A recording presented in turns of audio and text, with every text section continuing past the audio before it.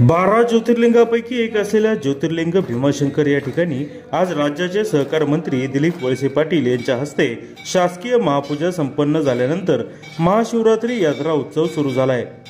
यंदा तब्बल 250 वर्षांच्या नंतर प्रदोष आणि महाशिवरात्रीचा अमृतयोग एकत्रित आल्यामुळे देशाच्या कानाकोपऱ्यातून लाखो शिवभक्त भीमाशंकर येथे रात्रीपासूनच दाखल झालेले असून बम बम भोलेच्या जयघोषाने मंदिर परिसर दुमदुमून गेलाय।